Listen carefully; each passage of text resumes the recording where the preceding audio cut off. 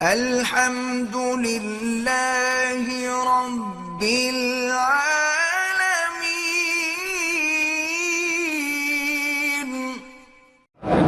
مرد پر سونا کیوں حرام ہے؟ اللہ نے حرام کیا، میں نے تو نہیں کیا۔ یہ کیوں کا کیا معنی ہے؟ اللہ نے تمہیں منہ سے کھانا سکھایا ہے، ناک سے کیوں نہیں کھاتے ہو؟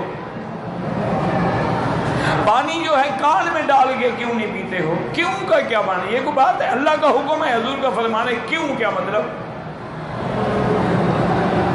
اس لیے کہ حضور نے فرمایا کہ ہذان حرامان علی ذکور امت۔ جب حضور نے فرما دیا حرام ہے، ہم کون ہے پوچھنے والے کہ کیوں حرام ہے؟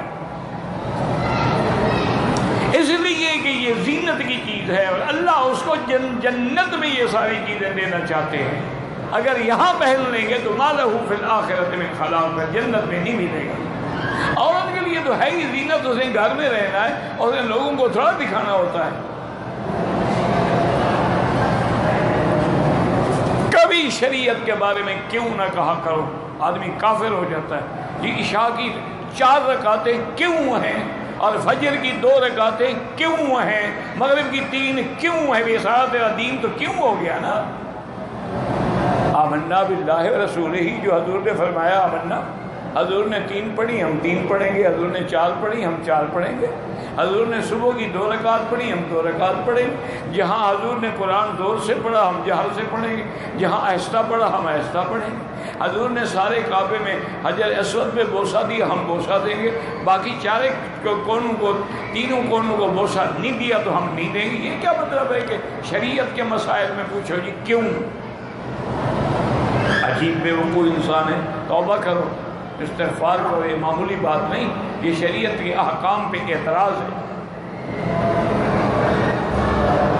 کہتے ہیں جی کہ یہاں پر عیدگاہ کیوں نہیں ہے؟ اب دیکھیں پھر وہ کیوں آ گیا، تم بنا دو جناب، ہمت کرو نا، تم عیدگاہ بنا ڈالو۔ عجیب آدمی ہیں اللہ کے بندے، جب سارا مکہ حرم ہے تو عیدگاہ کہاں بنائیں؟ مکہ تو سارا حرم ہے، مینا بھی حرم ہے، مزدلفہ بھی حرم ہے، ادھر مسجد عائشہ تک بھی حرم ہے، ادھر جیرانہ تک بھی حرم ہے، تو کیا خیال آپ کا عیدگاہ بنائیں یا عرفات کے بعد وہاں جاؤ گے نماز پڑھنے؟ جو دماغ میں آیا پوچھ لیا، ورنہ ان کو پتہ ہے کہ مزدلفہ کی مسجد میں بھی عید ہوتی ہے، عرفات کی مسجد میں بھی عید ہوتی ہے، جتنی بڑی بڑی مساجد ہیں سب جگہ عید ہوتی ہے۔ ان کو تمہارے ہاں تو بس ایک عیدگاہ ہی کافی ہوتی ہے نا، باقی تو کسی نے نماز پڑھنی نہیں نا۔ ہاروت ماروت نام ہے، اس سے مراد کچھ نہیں ہے۔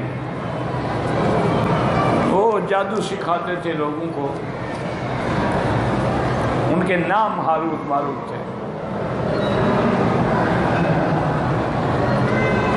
کہتے جی اللہ نے نہیں، مجھے افسوس بھی لگتا ہے اور یہ بھی خیال آتا ہے کہ تم شرارت کرنا چاہتے ہو یا واقعی دین سے، کہ اللہ نے 2 بہنوں کو اکٹھا کرنے کو کیوں حرام، وہی کیوں اٹکا ہوا ہے دماغ میں؟